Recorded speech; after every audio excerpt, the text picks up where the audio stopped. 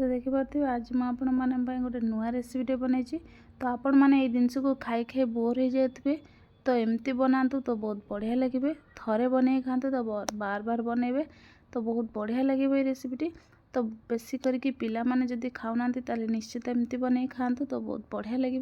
आ छुआ मैंने आराम से खाई ने। चलते पे रेसिपी स्टार्ट करनवा। तो देखो आज मुझे बरा बनइबी तो फुलकोबी आलू बरा बनइबी। तो आपण मैंने जदि एमती बन ना निश्चित एमती से बनातु।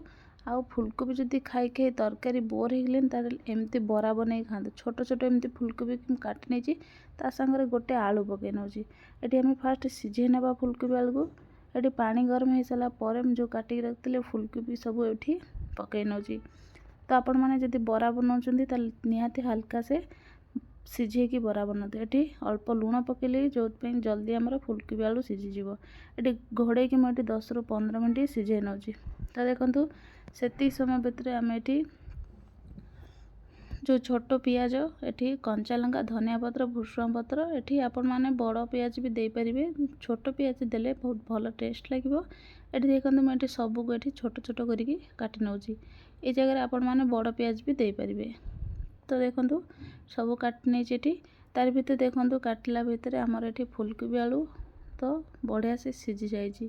तो आपण मैंने निश्चित हल्का एमती फुलकोबी की सीझे बनातु बरा बहुत बढ़िया बन। एमती कंचा भी बनई पारे किंतु निश्चित सीझे दिंतु तो भल टेस्ट हम। तो देखो ये सीझी जाइए आमर फुलकोबी आलू। तो मुझे गोटे जाली साहाଯ୍ୟରେ मुझे फुलकोबी आलू को सब छाणी नेबी। जो पानी आमर रही बरा भल बनबनी से निश्चित एमती गोटे जाली द्वारा आपण मैंने फुलकोबी आलू को छाणी नियंतु। तो देखो ये 2 मिनिट मुझे जाली रे रखी नौची छाणी नौची। तापर देखो पानी आमर सब बाहर सारा पर मुझे गोटे प्लेट को बाहर कर नौची। तापर देखो ये गोटे मेस साइज रे मुझे सबको आलू और फुलकोबी की भलसे चकटी नौची। तो आपण मैंने जदि बने ना बरा रेसिपी ताले निश्चित एमती फुलकोबी बरा निहाती बनातु तो बहुत बढ़िया लगे। तो देखो ये बढ़िया से मुझे चकटी नहीं। तापर ये देखो गोटे बड़ चामच ये मुझे बेसन दे दूँगी। तो तापर ये 2 बड़ चामच ये सुजी पकई नौची। देखो जो आम क्रिस्पी हम आ खावा को भल लगे टाण लगे। तापर ये जो काटिक रखी पियाज आउ धनिया पत्र भुसुंगा पत्र कंचा लंका सब पकई नौची। ये टिके मुझे हल्दी पकई नौची आ जीरा गुंड लंका गुंड ये धनिया गुंड सब मुझे पकई नहीं सारापर अध छोट चमच ये मुझे लेंबू रस पकई नौची। तो आपण मैंने निश्चित एमती बनातु। तो देखो तापर सबको मुझे बढ़िया से गोले नौची। तो देखो गोले सारा पर आमर ये बरार सेप देदेबा। तो आपण मैंने एमती बनातु। तो देखो गोटे छोट गोला करने तापर एमती बरा सेप देदेबे। ये मो सबको सेमती छोट छोट बरा ये कर नौची। तो देखी पारे ये सब बरा आमर रेडी हो जाए। तो चलते आम फ्राए करनवा। देखी पारे ये बरा आम छाणापी ये मु अल्प टे तेल ये तो आपण मैंने चाहिए ये बेसी तेल देके छाणी पारे।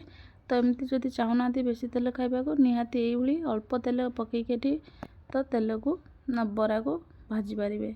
तो देखो ये गोटे साइड आमर हो सारापर मुझे आउ गोटे साइड उल्टे नौची। तो देखिए जानीपे बरा केते बढ़िया है। तो आपण मैंने निहाती फुलकोबी बरा एमती बन खाते तो बहुत बढ़िया लगे। तो देखिपे केते बढ़िया कलर आसाई आम बरार आते बहुत बढ़िया टेस्ट है बरार।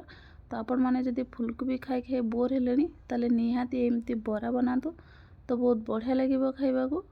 तो देखो सेमती आम मुझे सब बरा को पूरा बढ़िया से लाल कलर हम जाए मुझे बढ़िया से भाजी नौची। तो देखो सब बरा आमर ये भाजी हो जाए। तो सबको मु बाहर कर नौची।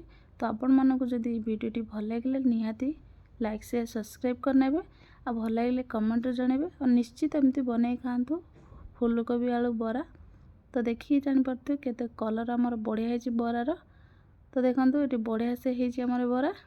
तो बहुत बढ़िया टेस्ट लगे निश्चित बनातु आ खातु।